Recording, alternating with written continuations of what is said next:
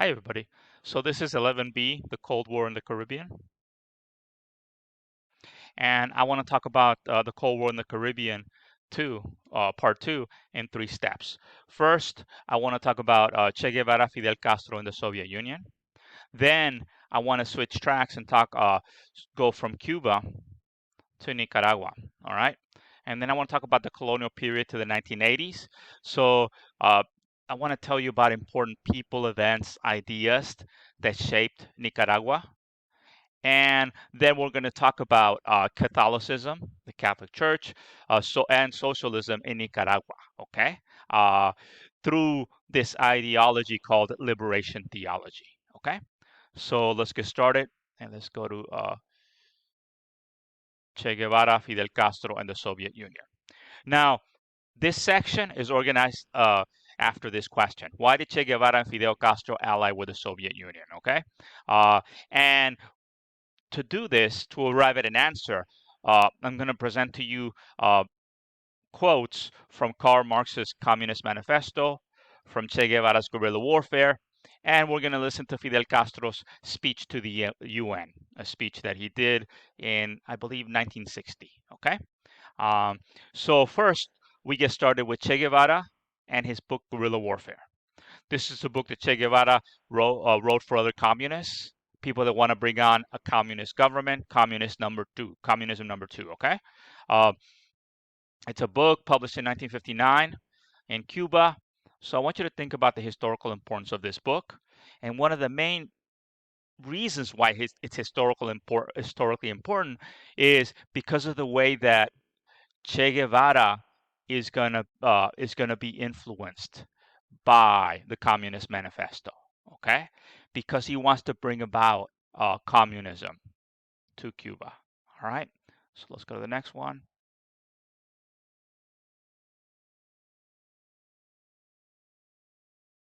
So, Karl Marx wrote the Communist Manifesto. It was published in the 1840s for the first time. He wrote it because a labor union asked him to write it, okay? To explain the ideas of communism to the masses. In this work, as we've talked about before, Karl Marx divided the age in which he lived, during which he lived, into two groups, two contending groups: the proletariat, the working class, people who worked for a wage; the bourgeoisie, the people who own the means of production, basically the factory owners, the people who own most of the land. All right. So according to Karl Marx, these two groups are clashing against each other. And he proposes that in an industrialized country, and this is something that he might not always realize, but in an industrialized country, he thinks these conditions, in order to bring about number one, communism, number one, as I've told you, uh, it's a utopia in which working people control the means of production. Okay, uh, and Karl Marx believes that uh, in an industrialized country, the proletariat, the working class, must understand their oppression. They do this by becoming educated. And he believes that once they become educated, okay, that they will rise up and overthrow the bourgeoisie and bring about communism, this utopian society where people can do whatever they want, basically. Okay? Everybody's equal. Nobody owns the land. No individuals own the land. It's just, but people use the land sometimes to do one thing or do another, and they get along very well. All right? So that's what he believes. And a lot of the people, many communists, were Marxists, but they're going to realize that depending on where they live, these conditions don't always apply to where they live. Okay? So people like Mao Zedong in China will realize, yeah, I can't do it this way because China at the time was not industrialized. Well, Che Guevara will also realize that. In the struggle to free Cuba from the dictatorial Batista regime, Raúl Castro, Che Guevara, and Fidel Castro, their allies and their followers, Okay, many of their followers, not all of them, but many of their followers will be communists. All right, and remember, Fidel Castro, he doesn't appear to be communist when he's fighting this war. He's definitely influenced by Che Guevara, a friend of his, and Raúl Castro, his brother. But evidence suggests that he was not yet communist when he was fighting alongside allies to free Cuba from the dictatorial Batista regime. Okay? So now we get to Che Guevara. He's another one of these fighters of this July 26 movement that are fighting alongside other groups to overthrow the Batista dictatorship of Cuba. Okay? Now, Che Guevara has read the Communist Manifesto. He knows it very well. He is a communist when he's fighting there. Okay? And he writes his work based on his experiences during the Cuban Revolution. All right? And here's what he writes in The Essence of Guerrilla Warfare. He writes that popular forces can win a war against the army. Number two, it is not necessary to wait until all conditions for making revolution exists. The insurrection can create them. Right here, he's already changing. He's already saying opposing Marx in this belief. Marx thinks that once the proletariat understand their oppression, once they become educated, then they'll bring about the revolution. Well, Che Guevara disagrees. He says that in his experience, it isn't necessary until all the conditions exist, meaning that all the workers, all the proletariat are educated. They don't need to be. Okay? The insurrection, the leaders of the communist movement can bring about these conditions. Okay? Again, this is based on his experiences. And then number three, that's where he brings about the region. In underdeveloped Latin America, the countryside is the basic area for armed fighting. Okay? So, this revolution that Karl Marx predicts is centered in the cities with factories. But Karl Marx lived in Western Europe and industrialized Western Europe. Che Guevara grew up and lived in a different environment in underdeveloped Latin America. Okay? And I added Latin because that's what he meant. He wrote in Spanish for Spanish speaking people of Latin America when they say there's only one continent of America. They consider North and South America to be just one continent. That's one thing. And when he says America, yeah, he's mostly talking about Latin America, although he might include Canada and the US, but he's most likely talking about Latin America because that's where his experience is. If you see the movie Motorcycle Diaries, you can get a sense of his trip throughout South America. Okay, so he experienced South America in the 1930s and 40s. I'm not sure, probably 1940s, I want to say. Okay, so in Latin America, Che Guevara disagrees with Marx. Che Guevara is still considered a Marxist because he does agree with many of the other things that Marx proposes, but he doesn't agree with this progression, okay?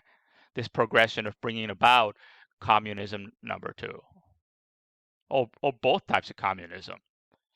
Che Guevara wants to bring about both types of communism, all right? When he was fighting, when he wrote the book. Now let's look at Fidel Castro. So Fidel Castro, he's going to give a speech to the UN in New York City. Now remember, in the UN, you generally have over 100 representatives of country from all the 6 continents. Again, remember that Antarctica doesn't have any countries, so that's why I say all the 6 continents. Okay, so you have people from the Americas, from Asia, Africa, uh, Australasia, the area, Australia, New Zealand, and so forth. That area. Okay, so let's see, which one am I missing? Europe as well. So you have leaders from all these different regions, okay? And they're listening to him. And again, this is in 1959 before he publicly becomes a communist. Again, I don't believe he was a communist. He was fully a communist before this. He was definitely being influenced by Raúl Castro and Che Guevara and some other friends and allies that he worked with. Uh, but publicly, he's not a communist yet. Okay, but look at how he speaks. He's definitely very idealistic. All right.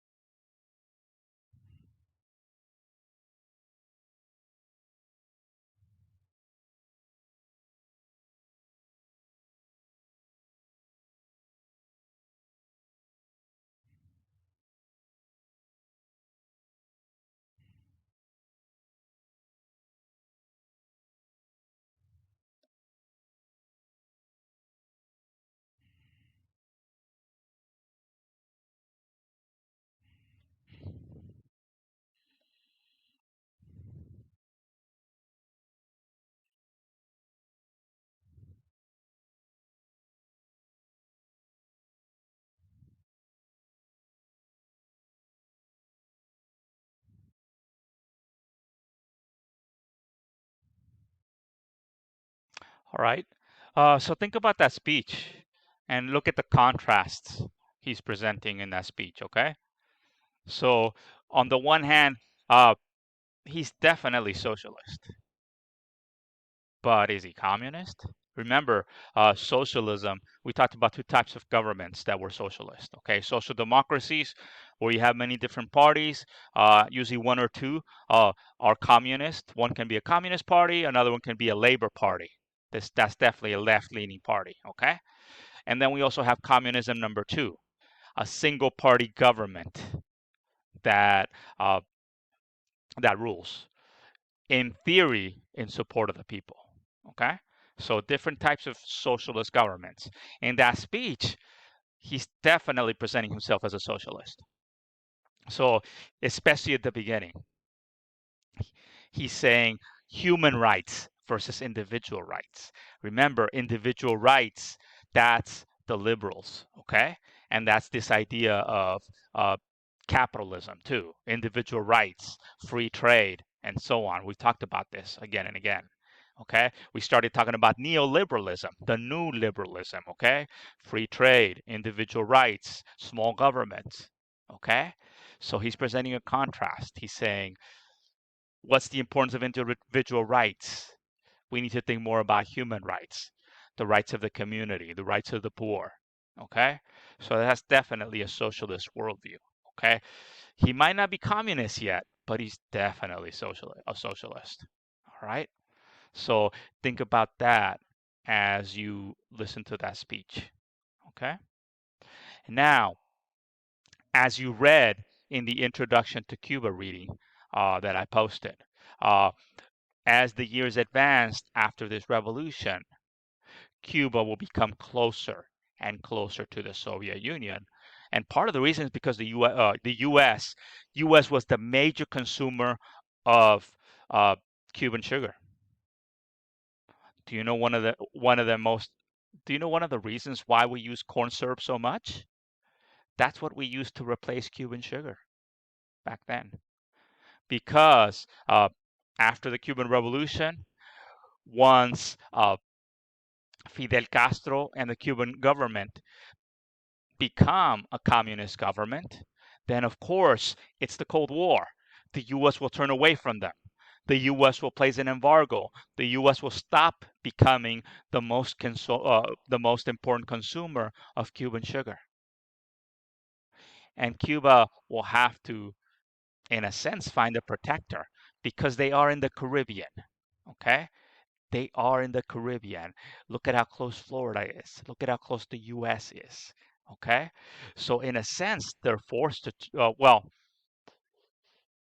yeah, they need to find a protector from the U.S. Okay, and after the revolution, as you read in the reading, as Cuba starts to become more and more a communist country with a communist government, you're going to see that Cuban people will flee to the U.S.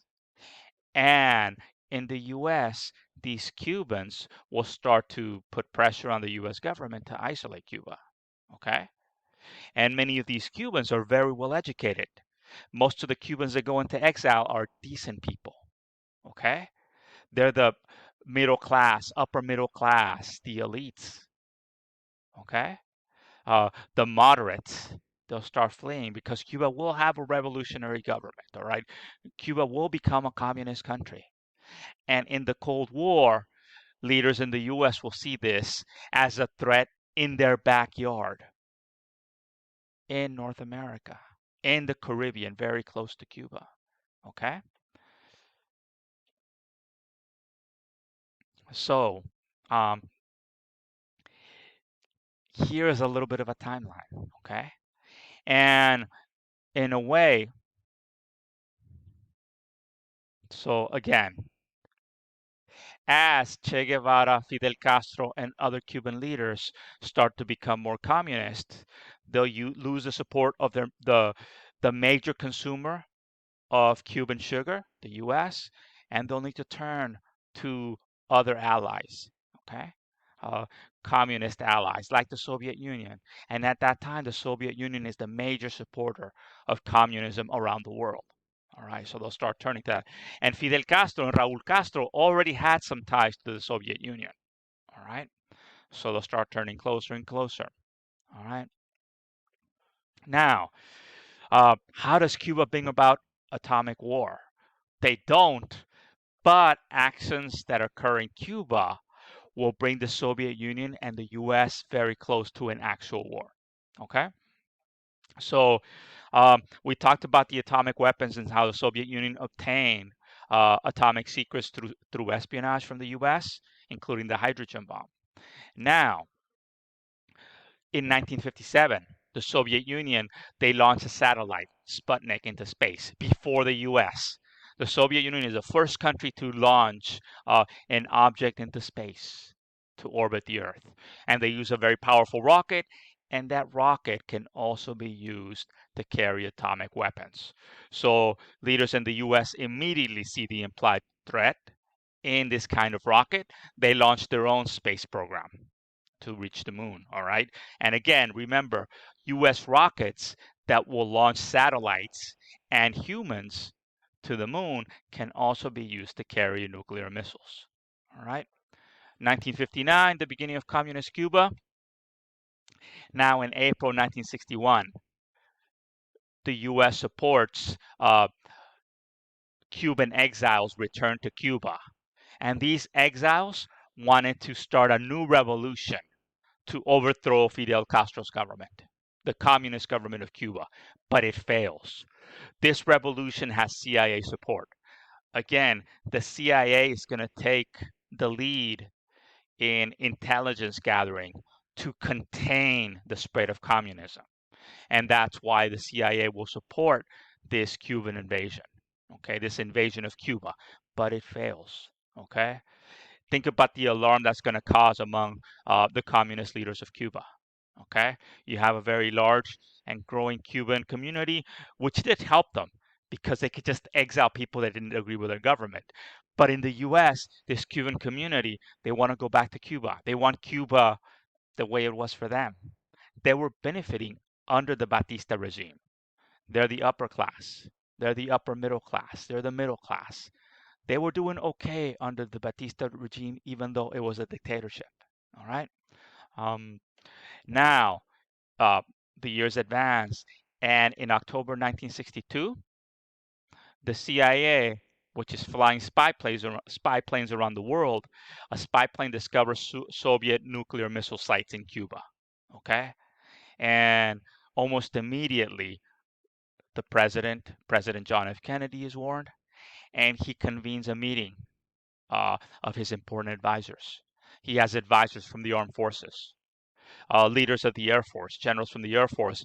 They want to bomb these sites. Okay, it's an immediate threat to the U.S. Look at how close they are. There's Cuba, and look at the distance in miles to these different places in the U.S. for Soviet missiles that carry nuclear warheads. All right. So it's a threat. So President Kennedy's given two options. The Air Force option is bomb these sites. Now, Navy admirals offer a different option. They say, let's blockade Cuba.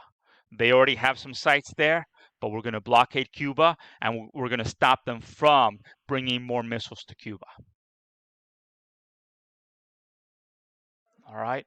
So they do that. They quarantine Cuba, the U.S. Navy, and they force ships to turn around. They do this forcing in this way. If these cargo ships that are carrying missiles from the Soviet Union keep approaching, they'll fire a shot, a warning shot, and that's effective. The Soviet ships do turn around or stop, okay? And so you have these two world powers. Both have nuclear weapons, and their ships are meeting in the Caribbean off the coast of Cuba. Okay, what's going to happen? All right. Now, on October 28, 1962, Soviet leader, the leader of the Communist Party in the Soviet Union, he agrees to remove the missiles. Now, something that's not publicized as much is that the US had nuclear missiles in Turkey, which could strike different cities in the Soviet Union. Okay. And even though the Soviet Union is definitely humiliated because they're forced to turn back, the reason that Khrushchev, the leader of the Soviet Union, agrees to remove those missiles from Cuba is that the US also agrees to remove missiles from Turkey. So again, remember the paranoia after World War II. The Soviet Union had a paranoia about being invaded from the east. Okay, and with these missiles threatening most of the major cities in the Soviet Union, which are in the western part of the country. Okay, so that's one of the main reasons why Khrushchev agreed to remove the missiles from Cuba, because the US promised to remove missiles from Turkey, nuclear missiles from Turkey. Okay. And for Cuba, the US promises not to sponsor any more invasions of Cuba. All right. So Cuba does benefit from this alliance with the Soviet Union. All right. So, and think about until today, okay? Who benefited from the communist revolution in Cuba? And you could definitely say that people of color benefited from this communist revolution, because during the Batista dictatorship, white Cubans definitely had more rights than Afro-Cubans. All right. Uh, so, okay, so now I want to turn around and I want to talk about Nicaragua. Now in Nicaragua, let's go back to the 1500s a little bit. You had a lot of different indigenous groups living and controlling what is now Nicaragua. And here's the country here. Notice that it has sides on both the Caribbean and the Pacific Ocean. Look at this very large Lago de Nicaragua, this Lake of Nicaragua. Um, and in this region, again, you have different indigenous people living here, including the Nicoya and Nahuatl-speaking peoples and the Chorotega. Okay, those are two of the indigenous groups. There were others. Now, in the colonial period, the conquest of Nicaragua was very violent. All right. Um, and many indigenous people were enslaved as Spaniards started taking over the territory that is now Nicaragua. In fact, the conquest was so brutal that a lot of what Bartolome de las Casas wrote was based on what he discovered about Nicaragua, about the conquest of Nicaragua and the brutality of the conquest of Nicaragua, as many indigenous people were enslaved. All right. Now, if we go from the 1550s to the 1700s, we find that León, the city of León, is the colonial capital. León is over here.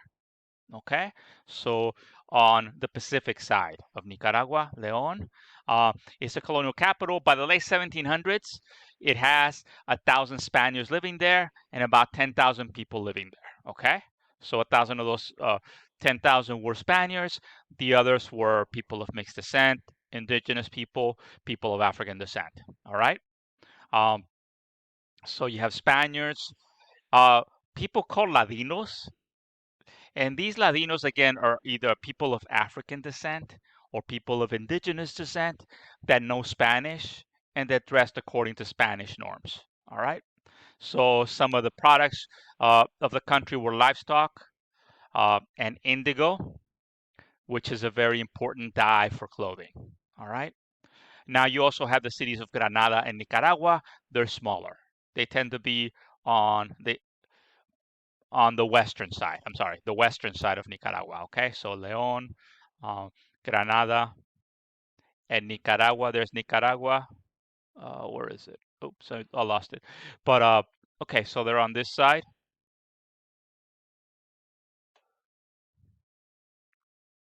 As we go forward in time, we learn about independence in 1821. They were part of the Empire of Mexico. Then between 1823 and 1840, they're part of the UPCA, United Provinces of Central America. Provincias Unidas del Centroamérica. Okay. So during this period, by this period, they had become a coffee exporter with large plantations. All right. But of course, toward the end of this period, you have liberal and conservative forces fighting against each other, and you have the split up of the United Provinces of Central America. Okay? From 1840 to 1936, Nicaragua continues to be an agricultural country, with the main products being cotton and gold. And you also have this important U.S. military intervention, where this private citizen, William Walker, tries to conquer a part of the country, okay, in an expedition financed by J.P. Morgan, a very famous capitalist, okay. Also,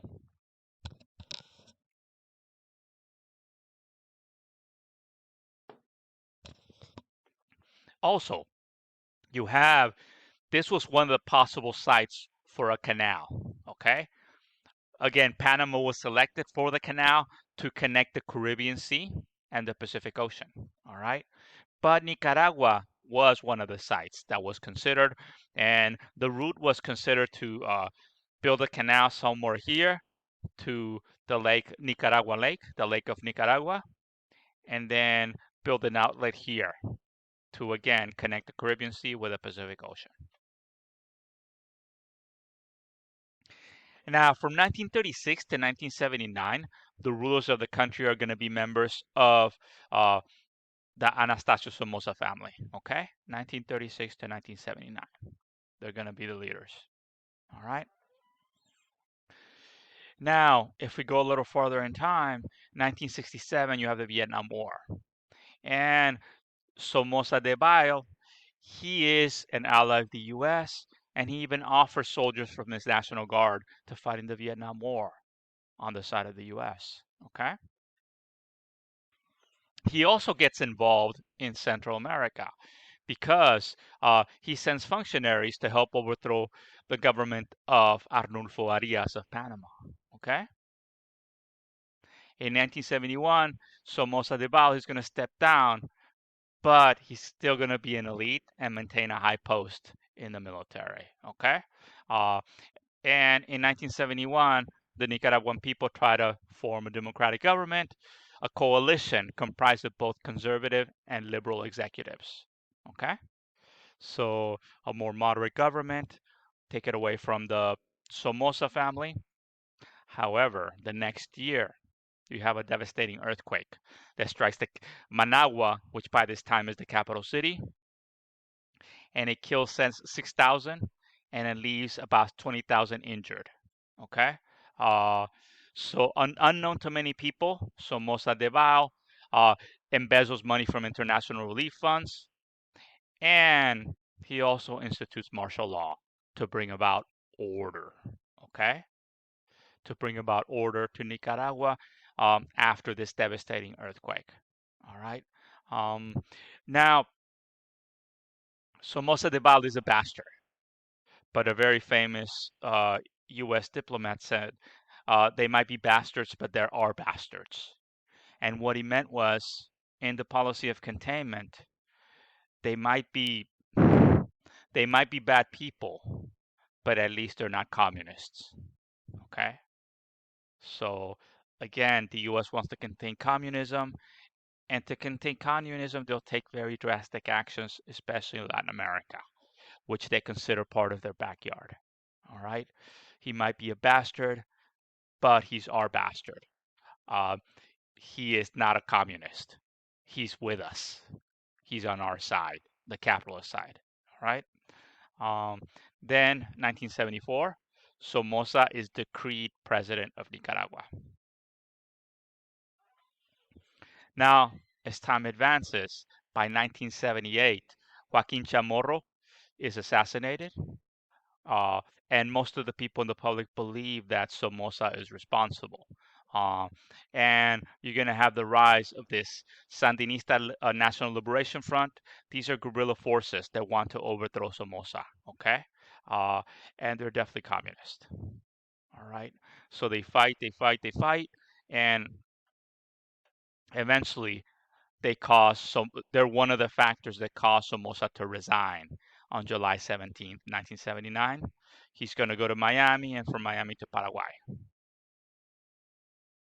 Many Nicaraguans will celebrate this triumph. Then in 1980, the Sandinista government will implement socialist programs. What will the U.S. do? This is still during the Cold War. You have these two superpowers, the U.S., the Soviet Union. You have these two opposing ideologies, communism, capitalism. Okay?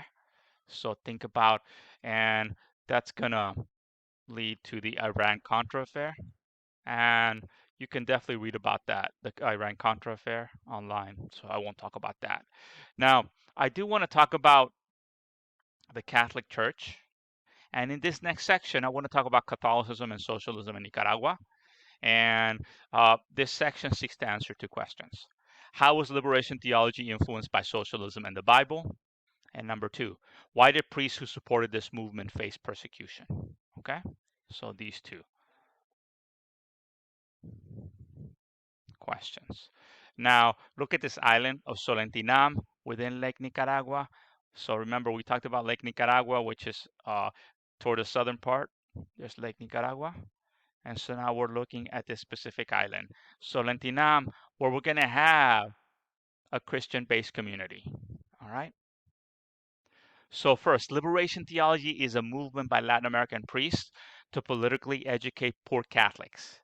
Liberation theology was based on socialist and biblical principles, but the participants were eventually forced to abandon this movement due to pressure from Pope John Paul II and the US. You might wonder, why Pope John Paul II? Remember who John Paul II is and where he grew up. He's Polish, which was a very Catholic country. But when the communist government is imposed in Poland, they definitely persecute the Catholic Church. So Pope John Paul II is very much anti-communist, but he's also anti-socialist. Okay, and he's far away in Italy for the most part. So he's going to interpret this movement, this liberation theology movement, as being too communistic for his liking. He's definitely going to oppose this movement. Okay, so let's talk about how it got started. Liberation theology. So in 1962, from 62 to 65, you have Vatican II. And the Council of Vatican II issues a pastoral constitution on the church on the modern world. This is right before Pope John Paul II became Pope. Okay, so this council urges Catholics not to abandon their responsibility to the poor and the oppressed. And also, it proposes that priests and nuns become more involved in social organizing. And priests and bishops in Latin America will do just that. Okay? Liberation theology is based on a sermon by Jesus in Luke 4:18 to 4:21, where Jesus is instructing his followers to do certain things. Among those things is to liberate those who are oppressed. That's where the title liberation theology comes from. Liberate those who are oppressed, the poor. And what these priests and nuns and bishops do is they'll encourage the creation of Christian-based communities, okay, led by Catholics, with instruction from priests, from bishops, from monks, from nuns, okay? And liberation theology is going to be especially important in Brazil, in El Salvador, and in Nicaragua, all right? And let me go to the next slide. So this reading that I had you read is called Christianity and Revolution. You have an anthropologist, Margaret Randall, who's going to this Christian-based community on the island of Solentiname. Okay, so we have different Nicaraguans who are part of this Christian-based community: Manuel, Natalia, Oscar, Teresita, Alejandro, Olivia, talking to Margaret Randall. Okay, and Margaret Randall's recording what they're saying. Okay, so here's Oscar. Oscar is saying, so oral testimonies in Solentinam, Nicaragua during the 1970s. Think about the historical significance. So look, Oscar is saying, Ernesto. Ernesto is a liberation theology priest. He spoke about our vices. The group had discussions with comrades from Managua, the capital, and from outside the country. And he continues, that experience was very beautiful. The gospel was spoken there as Jesus Christ had wanted. Christ was a guerrilla fighter, not the source of person to be kicked around with the imperialist boot always on top of him. The gospel was quite clear. It told of the suffering that Christ underwent for a group that was in a similar situation to ours in Nicaragua under Somoza. Okay? Remember, Somoza, this dictator supported by the United States. And this is definitely revolutionary language, socialist language, definitely. Okay? Christ was a guerrilla fighter. He's not going to be kicked around. All right? The gospel is clear.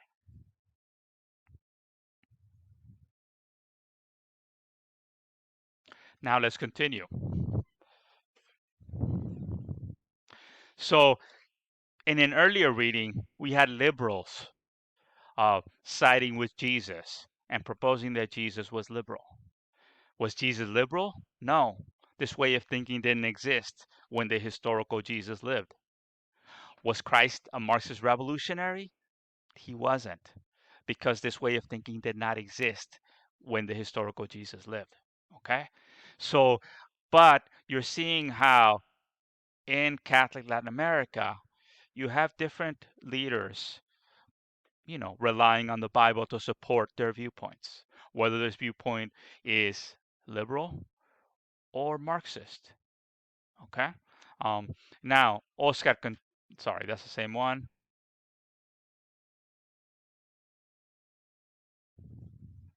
Now, here's Natalia, another one of the people there. Natalia says, some people said they wouldn't go to Mass because Ernesto, the liberation theology priest, was a communist. And then I would ask them, do you know what a communist is? If Ernesto asks you what it means to be a communist, you won't be able to answer. There are different kinds of communists. To be a communist, a communist is to be in a community together. Okay? So look at what the priests are teaching the people. Some of the priests are socialists, some of the priests are communists, at least according to Natalia. Okay? So think about in parts of Latin America which are very poor, socialism and communism are supported by the poor. They are supported by people of color because the wealthy, the decent people tend to be lighter skinned. The decent people tend to own most of the land. They tend to own most of the factories. Okay? So in Latin America needed some socialism, all right, to redistribute the land. Some socialism for labor reform in the cities, as I've been mentioning, okay? So this brings us to the end, the Cold War in the Caribbean. Again, remember the Cold War, this worldwide struggle between forces led by the US, forces led by the Soviet Union, is going to pull in Latin America with, I would say, more negative than positive outcomes, okay? Because of the overreaction of the US, because of the intervention of the Soviet Union. All right, so pay attention to that. We talked about Che Guevara, Fidel Castro, and the Soviet Union in the first part, and how they drew closer to the Soviet Union. They and Cuba drew closer, and how that had that one negative outcome, that the world came very close to nuclear war, okay, because of the showdown in the Caribbean. But then Cuba was able to get a positive outcome. The U.S. promised not to invade Cuba again. All right. Then we talked a little bit about Nicaragua. All right. And this single family rule over Nicaragua. Um, and we talked about the colonial period, how the land get concentrated in the hands of the few, uh, and why a large number of the poor favor socialism and or communism.